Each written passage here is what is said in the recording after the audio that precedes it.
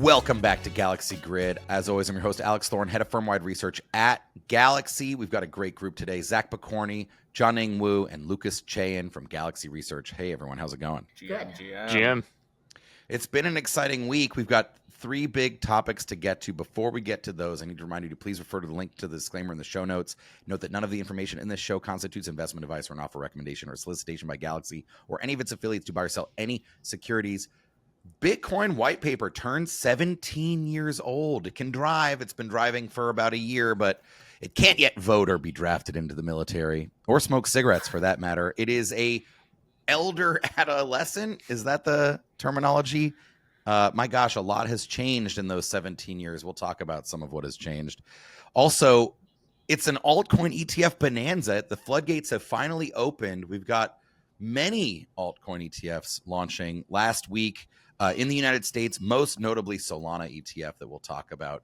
And Western Union chooses Solana for its payment blockchain solutions. And also the new stablecoin payment internet protocol X402, pioneered by Coinbase and others, seeing massive growth. We'll figure out what that is. Let's get right into the show here and talk about Bitcoin Whitepaper turning 17 years old. October 31st, Halloween 2008, Satoshi emailed his draft white paper to the cryptography mailing list, an obscure group of niche community members. Actually, the only people on Earth, I think, interested at the time in building a digital cash. That's no longer true. People all over the world are interested in it. It seems like a huge milestone. Once only cypherpunks and anarchists, it is now owned by nation states and asset managers. Bitcoin obviously come very far. Anybody have an interesting take or a reflection on the road that Bitcoin has been on? It launched on I don't know if it's spooky anymore. He did release the paper, Satoshi, on a spooky Halloween night during the great financial crisis. It's now been quite a long time. What are people's takes on this? Well, if one, I would say one Bitcoin year is equivalent to 7 human years, like dogs, right? So it's 120 years almost of Bitcoin now. But as somebody who got into this space, I got into this space as a Polygon yield farmer. I did not get into this space as a Bitcoiner. And I will say, the one thing that has stayed constant since I joined, though, is that all roads always lead back to Bitcoin, and that has never changed. And so I think Bitcoin is definitely at an interesting point in terms of its maturation, whether that's the institutionalization of it, whether that's the upcoming risks in terms of how does it stay sustainable as emissions drop, or what's the threat of quantum to Bitcoin. But I think the one thing that is not changing is that if you get into crypto, if you become interested in decentralized systems, you always come back to Bitcoin as kind of the fundamental starting point and the base that underlies the whole system. And I don't think that's ever going to change, or it's not going to change in our lifetimes. Yeah, I mean, the one thing that I've noticed that's changed pretty substantially since I got involved in Bitcoin about 8-9 years ago is crypto Twitter's exposure to it. It was like one of the more widely held assets on CT, honestly, like up to 2020. But now it just feels like nobody owns the thing. Like, we make all-time highs consistently, and everybody's still just worried about how their alts are bleeding out towards zero. And I think like nearing like FTX lows in Bitcoin terms. So yeah, CT ownership of Bitcoin is definitely way down from like 2017. I remember when I first got into crypto, that was in 2020. And we're trying to file for the first spot Bitcoin ETF in the market. And it was just waves of frustrations and disappointment, of rejections. Oh, another day, another delay.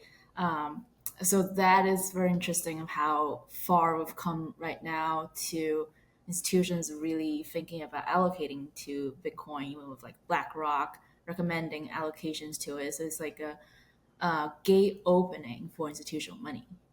This is when you were at Wisdom Tree, right, Jianing? Yeah.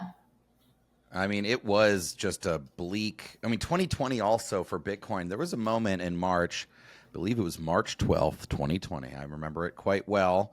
The NBA, the National Basketball Association, had announced they were canceling the season the night before on March 11th, I believe. and Bitcoin dropped from 6,200, 6,000 range to like 3,200. So almost a 50% drop. And it took me a couple of weeks to back up the truck in the Fidelity fund that I was managing at the time to actually get a buy in there. But people were genuinely afraid that Bitcoin would just end. Then it would cease, it would fail. This is sort of a sign of the maturity now. There's no fear that it would fail, even when it drops. I mean, by the way, at 107.5K as we talk here on Monday, November 3rd, around 10:30 a.m., that's down 17% ish, 18% from all time high. It seems for the small amount that we are down from all time high, relatively and historically speaking, the vibes are pretty negative out there in broad, to Zach's point, crypto Twitter land. I don't think they're so negative in the institutional investment landscape. Like, is there a divergence between the retail and the institutional now in Bitcoin in particular? Yeah, that's something people have been talking about all year, is like Bitcoin just kept climbing and climbing, and alts have been, down definitely in Bitcoin terms, but flat to slightly down in dollar terms. And yeah, it was like Wall Street folks were super happy, and crypto Twitter people, it was just like a wasteland. But I think just like general vibes with, the government shutdown, all that stuff, people are just kind of skeptical in general. So maybe the void between crypto Twitter and Wall Street may be closing slightly, but still, yeah, the divergence between the crypto natives and the institutional Wall Street folks is pretty wide still. I also think it's very easy, if you're living and operating in this space every day, to get very myopic about kind of like where we are and where we're going, versus stepping back and looking at the crypto space from someone who's an outside observer and maybe just got involved in the past year or so. And there's only positive kind of catalysts on the horizon from that perspective. I think it's just that if you're living and breathing this space every single day, you've been on such a long ride over the past 2 to 3 years that it's kind of hard to get any new news or excitement or any new developments that you're like, oh, this is changing the space so fundamentally, because we've witnessed such a fundamental change over the past few years. And so, I personally, I think something interesting to continue to watch is just ETF flows for Bitcoin, because they've really been stuck in this rate. The total assets held by ETFs has really been stuck in this range for quite a few months now. Very, very similar to what we saw earlier this year. And I think at some point, first off, I think it's very encouraging that it's holding up where it is. That means that, whenever new sellers are coming in, there's still buyers, there's interest and demand to accumulate. And at some point, there will be either some sort of catalyst or change that I think leads ETF flows to go up another level. And that's when you'll see excitement and price and everything start rising again. And I think the key difference of what retail institutional investors want is volatility, right? For retail investors, they want high volatility and they want high returns and coming with that way. But the key concern for any type of institutional portfolio is that you have to keep your volatility within a certain range. And there's a lot of mandate that says if an asset is not within 15% of volatility annualized, then it cannot be put into a model portfolio. So it's good that Bitcoin's price has like stabilized. Volatility has been dropping to like around 30-40% range now. And I think that would be a good narrative for institution side of things, but retail side of things that might not be exactly what they want. Yeah, it does feel like the era of the 10x, 100x, 1000x Bitcoin return is over. That was a pre 100K sort of discovery phase for Bitcoin, and that we are now entering a more mature phase that will be characterized, like John said, by lower volatility. And part of the sideways action, the reason for it this year has been significant whale distribution, enormous amount of selling from, and I don't think it's because 100K is some psychological level, although that contributes to it. It's really that they can sell. The market's deeply liquid, and those sales have been absorbed. To see, we talked about, folks know that Galaxy helped facilitate this 80,000 BTC sale this past summer. That simply wasn't possible, not just in dollar terms, which was like 8 or 9 billion. Even in Bitcoin terms, you couldn't just come in and sell 80K BTC. Now you can. And so that it's going to be a deeper, more liquid market. It'll be a lower volatility market characterized by passive flows and other. Lucas, you mentioned these catalysts that like it's kind of like we broke our funny bone. We can't like laugh. We can't. We're jaded, right? Like we're a user who needs bigger and bigger catalysts to get our fix, right? Like Morgan Stanley, one of the largest investment advisor houses, wirehouses, as they say, says they'll allow their RAs to recommend up to a 4% allocation in Bitcoin. That would have been earth-shattering news, like even just 2 years ago. And today we're like, it doesn't seem to like, the government didn't say they're buying 10 billion of Bitcoin, so just like trade it sideways. But those catalysts, one like that is a flows-based catalyst. It's very difficult to price in flows. We saw that with the ETFs, right? Everybody tried to price in the ETFs, and then we were blown away ultimately by the flows that actually create real structural passive demand. So it does feel like we're entering a new era, and I agree, it's bullish that we've been able to hold these levels. And I guess happy anniversary, Satoshi, for your white paper. This Halloween feels a lot less spooky in Bitcoin terms than it probably did 17 years ago when you introduced that paper. All right, let's move on. Jianing, maybe you set us off here. We had a raft of ETF launches last week, and in alts, I think there was an Litecoins, H bars, and very notably Solana ETFs, spot-based Solana ETFs that can stake their coins, all launched. And the government is shut down. The SEC is, working a skeleton crew right now. How in the heck did these things launch while the government was shut down? Everybody had thought they might be further delayed.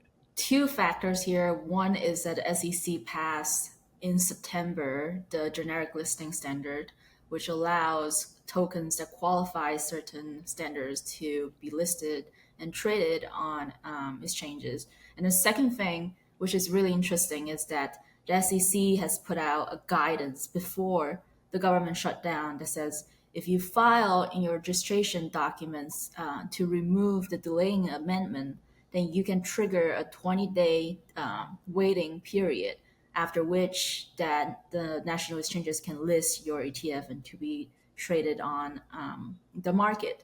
So they utilized these two rules and fast-tracked a lot of altcoin ETF launches, and among which we saw the canaries, Hedera, Litecoin, and then two Solana ones, one from Bitwise and one from Grayscale. And Grayscale's one was uplisted with a staking feature. Yeah, so the Grayscale one is this like the other Grayscale, closed-end fund turning into an ETF? Yeah, exactly. But they added the staking feature on top of it. How much are these ETFs going to be able to stake, these Solana ones in particular? Yeah, so that is another really interesting point that we are seeing, is that BSO is targeting 100% of staking rate. And a lot of asset managers, when they file for this staking ETFs, they limit the exposure to 50% to 80% to ensure liquidity, because there is a waiting queue of withdrawing your staked asset on the native blockchain. But BSO is working with the Helio native Helios Solana validator, and they're trying to stake up to 100%. So that's pretty ambitious. Do they have to use Jito or something like liquid staked SOL for that, or is the Solana staking dynamics different? Lucas, do you know? No, we actually thought initially they were, especially because there's been a lot of lobbying from these LST providers say that they should be allowed to be used. But actually, BSOL is not going to. They are simply going to say, well, the Solana unstaking period is 2 days, and it's T+2 settlements. So ideally, they should be able to unstake and return in time when there's outflows. But in the case that there is not, basically in their documents, they've said that they will take the locked stake SOL and swap it for more, I think the language was moderately liquid SOL, which just means unstaked SOL. And so, there might be an impact to investors there where they take a small spread for that because of the liquidity premium. But generally, I think it's incredibly ambitious. It's an awesome change for ETFs as a product. I hope this shouldn't just be for Solana. Any chain that offers any sort of staking component, their ETF offering needs to have that, because as a user, otherwise you're just getting diluted. And then also, I think these ETFs are going to be forced to do this more and more just because it's going to become access to native stake SOL in terms of just being able to buy on chain and stuff like that, I think is going to become easier and easier in the coming years. And so, it's going to be difficult to justify buying an ETF that doesn't match the returns you can get from just buying it natively and staking it. So I think we're going to see this for all ETFs going forward. It sets a great precedent. I think also for Solana ETFs in general, it was a great first week. I think almost 400 million in them at this point, 200 million of that in inflows from Wednesday to Friday, the same week that you saw outflows across Bitcoin and Ethereum ETFs. So solid start. Lucas, for the unstaking, are they using Sanctum, or is it like some kind of off-chain arrangement where they have a counterparty that's willing to buy SOL that's unstaking, or is it through like some kind of on-chain apparatus, or do we just not know? Based on the information, I was talking to somebody at Bitwise about this on Friday. Based on the information we have, it appears they have some sort of arrangement. I don't think they're yet using like an Infinity or Sanctum-like solution. But I do expect to see LSTs integrated into these at some point. I can understand from the issuer's perspective why there's concerns there still. Liquidity obviously is a huge factor. So you would need LSTs though relatively less on Solana than you would say on Ethereum, because the staking queue is so much shorter and faster. That the period to stake and unstake, which is important here, is so much faster on Solana than ETH, right? So is it a fair assumption that whether it's 100, which is very ambitious, or some number that's high, you would expect to see Ethereum ETPs stake a lower percentage of their holdings than a Solana ETP? Is that a fair assumption? The spread, I've heard that for a 2-day withdrawal period versus a 3-day withdrawal period is quite significant. So a lot of APs in Canada can manage your liquidity and trade within 2 days, but 3 days gets difficult. So Zach, I've heard that you noticed that the Ethereum staking queue has been like 41 days, so that might be really expensive for ETFs to stake. Yeah, up I mean, to the 100%. unstaking queue is like 41 and a quarter days. And the thing with Solana too is it's predictable. Like the epochs have been churning out at 2 days, 2.25 days max since the beginning of the year. So like not only is it fast, it's much more predictable. Whereas like something like the ETH staking queue is much more variable and it can change at any time. And then there was also the consideration on the entering the validator queue. It's up to like 26, 27 days, whereas with other networks you can stake almost instantly, or maybe you have to wait for like an epoch to turn over, which in the case of Solana is only like 2 days. So there's like the consideration on the entry and the exit. But it's much more predictable on Solana, like many, like maybe even most proof of stake networks, has native delegation, right? So you can just very easily allocate your coins to theoretically any validator, right? Whereas Ethereum doesn't quite have that. So you've got to maybe just the liquid stake token complex on Ethereum, much more important because it lets you come in and out much more easily, right?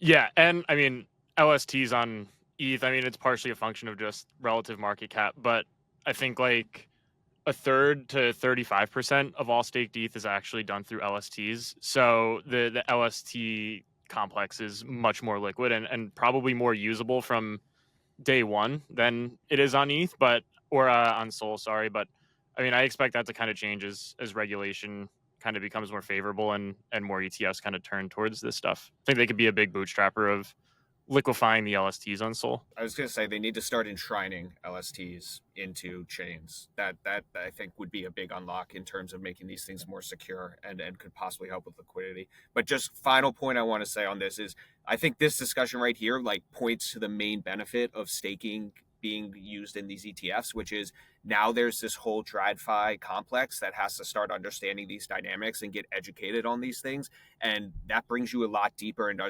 understanding the underlying mechanics of the blockchains and the various advantages. So I think that's a huge unlock, Getting back to the point we were talking about earlier, let's not get myopic here. This is great. All right, next topic. Western Union is going to launch its own new stablecoin. Western Union, the giant remittance payment company, with the yellow like signage, and they're like in every supermarket and whatever, right? You go in, you fill out a form. They're going to launch a new stablecoin called the US dollar payment token. Not very creative, guys. Someone needs to work on that. USDPT. And they're going to do it on Solana. And then also, we'll get into it after that, but X402 protocol, blockchain native framework for agentic programmable payments on the internet, is exploding. Lucas, you wrote about this last week. What's the deal with Western Union, first of all? And like, is this Western Union the incumbent finally capitulating to something that could otherwise destroy their primary business, which, by the way, is sending dollars overseas? Yeah, I mean, I think so. I mean, the CEO of Western Union did an interview right after they made this announcement, and he said, we see this as not a threat, but as an opportunity.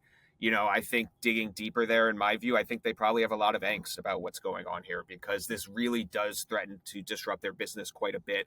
And not just in terms of what's happening in the blockchain native space, but also in terms of what we're seeing with companies like Stripe and PayPal that are moving very aggressively to integrate stablecoin payments. And so they're kind of competing with both, the blockchain native space and with their other competitors who appear to be innovating and moving at a much more rapid pace than them. So, I think it's a great announcement in terms of adoption, and I do ultimately think that for Western Union, the opportunity here is, they can get dollars to a lot more remote regions of the world where they might have had difficulty previously, and for them, there's probably an opportunity in terms of collecting a bigger spread on swaps out of native currencies back into stablecoins and such like that. So I think it's a recognition of the threats they face, but also a view that there's a lot of opportunity for us to make more money and maybe pick up some more market share with this type of integration. John-Ning, you worked at a bank, Cross River Bank, in your past, and so I'd love your take on this. And because bank payments is also a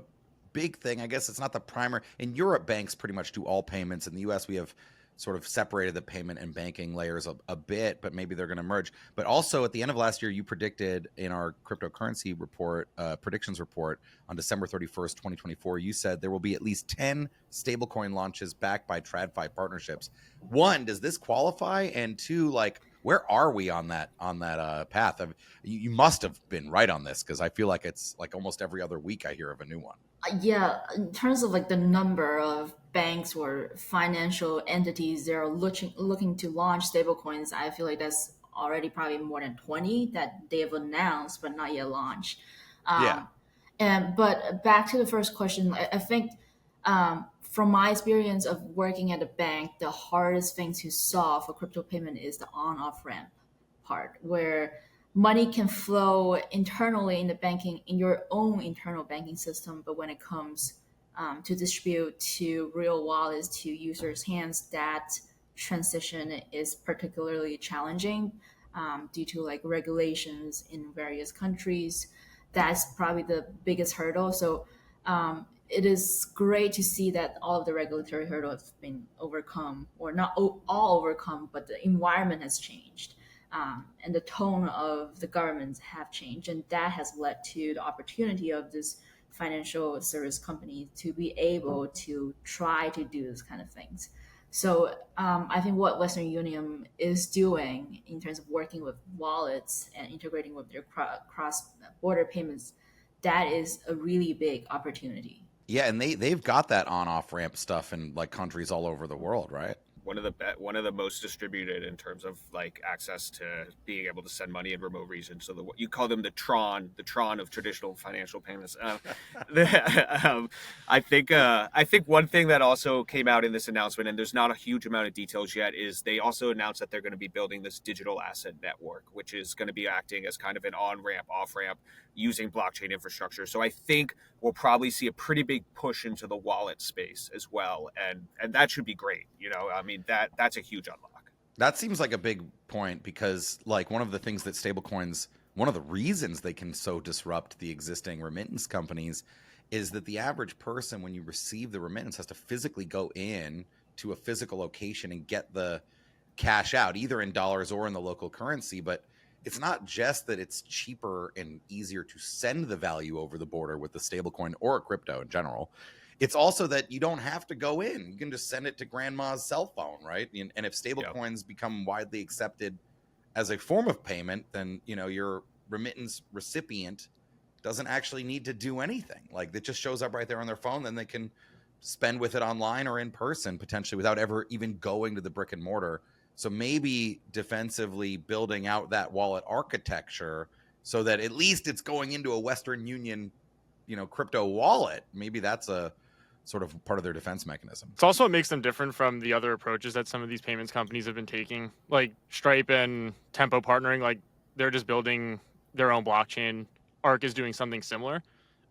From my view, it kind of seems like Western Union is going chain agnostic, and they'll just aggregate it all through like a simple user face that sits between a bunch of public blockchains. Maybe their own is kind of in that mix, and then the user, which is kind of an interesting and differentiated approach. It honestly kind of looks more like a neobank style thing than an actual blockchain, which is what seemingly everybody else is trying to do, maybe through like a monetization effort or for some other reason. But it seems to be a differentiating factor for them. The stablecoin issuers making their own blockchains does seem like a clear trend, whether it's Plasma or Arc or Tempo for sure.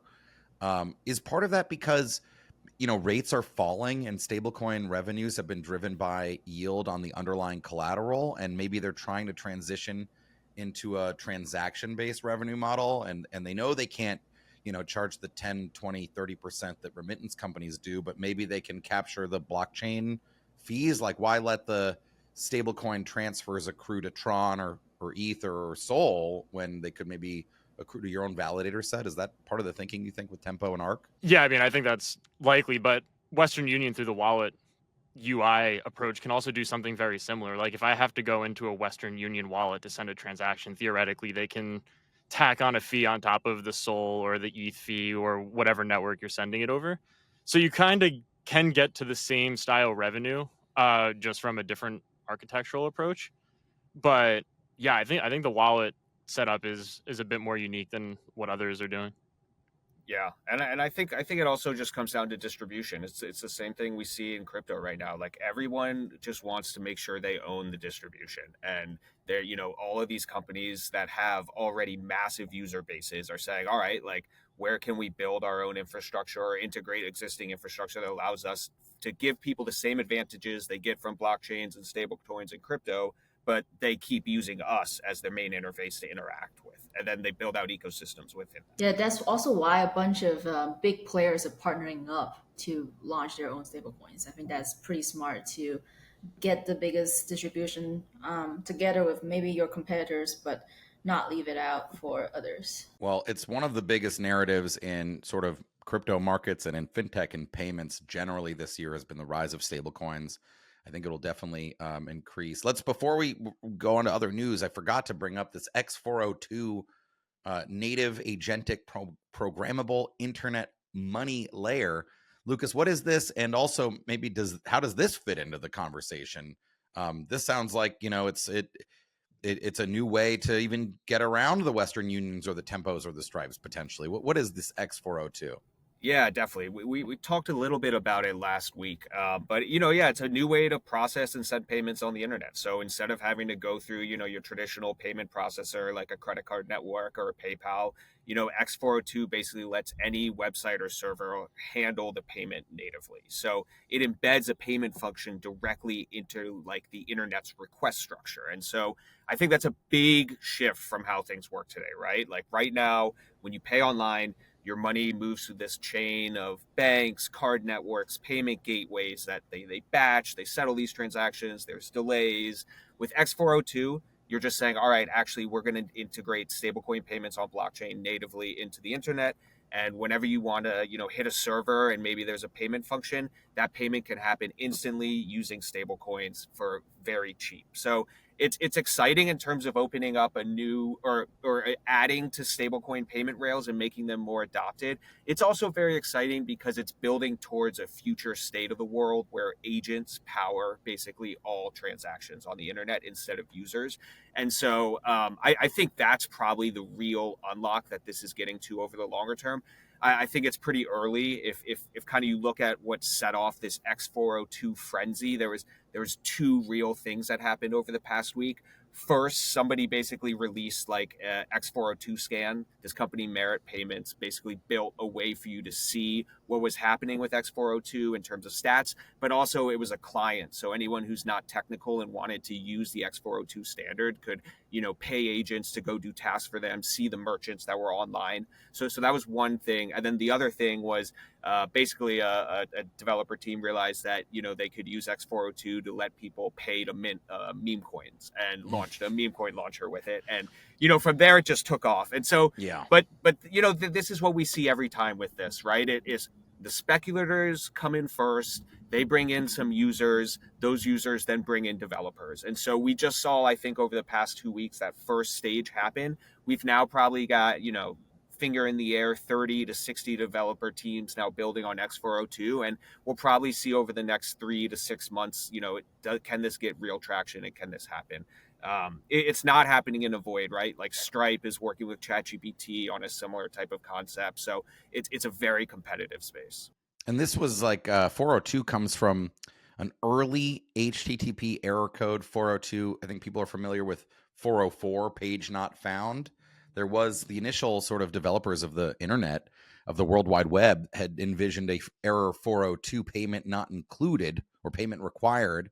And they had assumed that monetization and payments would have been built natively into the internet. That never happened, right? Instead, we all sort of started using data layer for payments, basically just querying a bank or querying a credit card company across the data layer rather than natively. And this is sort of an attempt at realizing that original vision, I suppose. But to your point, there's apparently a lot of competitors. So, or there will be, we expect as well. So, yeah. And I one interesting thing that has emerged though is, so you still are required to have something called a facilitator with X402, which means when you ping the server and the server comes back saying, hey, you need to pay this much to access whatever you want, you then have to send a transaction to a third party that then actually on the blockchain will transfer the stablecoins from your address to the next address.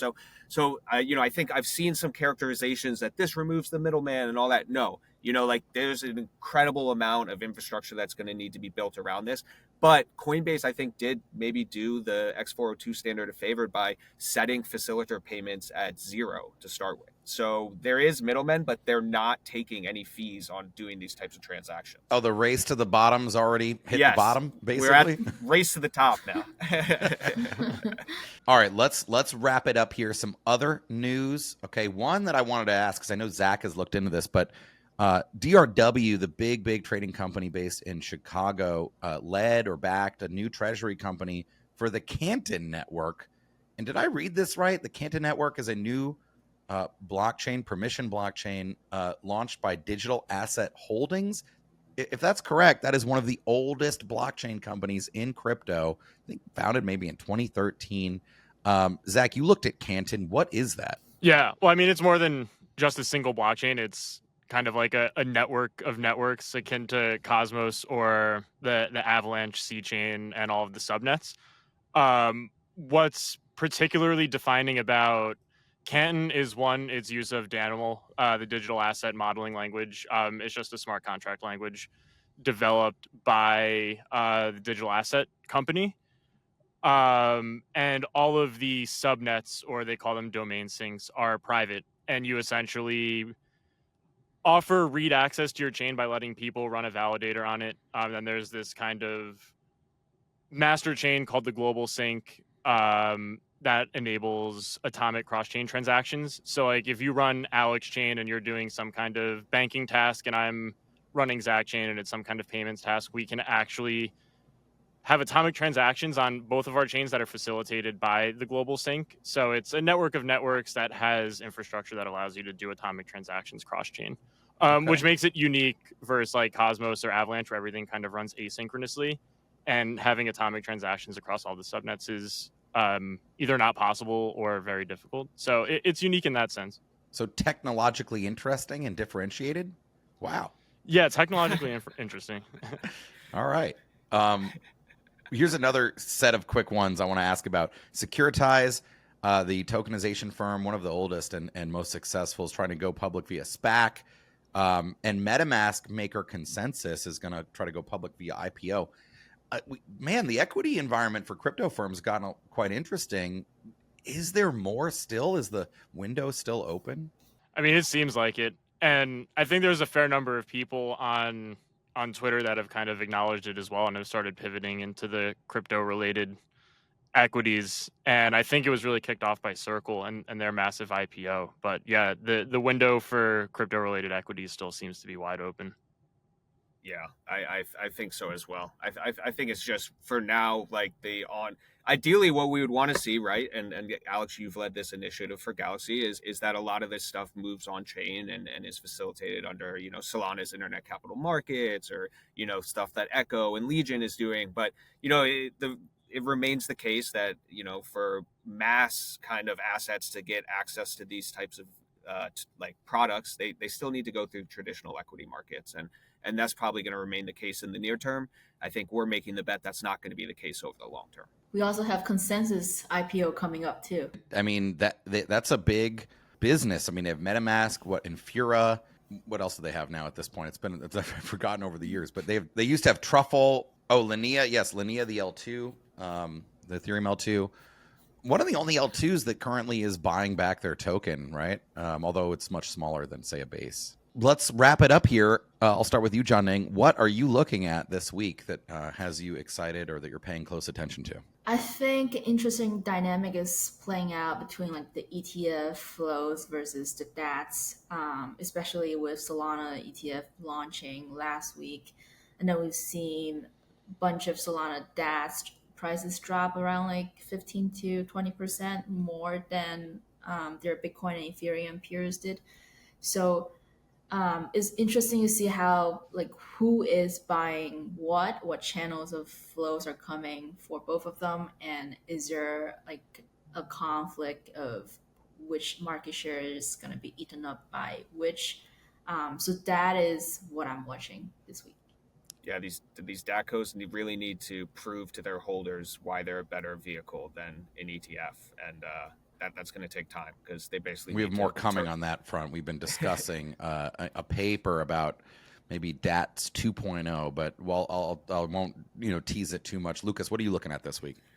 I mean, I think in an altcoin market that has very concentrated narratives, we are waiting on two of the biggest launches, I think, this year, which is Monad and Mega ETH. And I think, it's coming in the next few weeks. And I think it's going to be incredibly interesting to watch what activity is like on those chains from launch. Not just in terms of how much activity, but what that activity is focused on, because both Monad and Mega ETH, I think, have done a very good job of incubating what they would say are unique application developer ecosystems, and that these apps are going to be ready to launch when the chains launch. Disclaimer, we have seen basically every general purpose L1 make this claim since the past 2 years, and have yet to see one that has really come out with a differentiated app ecosystem besides maybe Hyperliquid. Yeah, but we'll also be interested to see how the market takes down and reacts to these launches as well, right? Just given where we are in if we call it a cycle, or just where we are in sort of the market narrative in crypto. Zach, what are you looking at? Yeah, Tether released their attestation last week, so we got some good lending data coming through. Tether had a $14.5 billion worth of open secured loans, which is up like several $billion quarter over quarter. Yeah, I mean, and we also have the backdrop of the on-chain lending markets being at all-time highs or thereabout in like the $35 to $40 billion worth of open loan range. So yeah, working on our quarterly lending report, so also won't give away too much, but it was a big quarter. So Tether, the biggest stablecoin issuer, also the biggest lender, at least, and probably the biggest something else too, but incredible. Yeah, no, it's absolutely insane. All right, everyone, have a safe week. Thank you to LT, Zach P, and Jay Wu, all from Galaxy Research. And we will see you all next week on Galaxy Grid. Be safe out there. See everyone next week.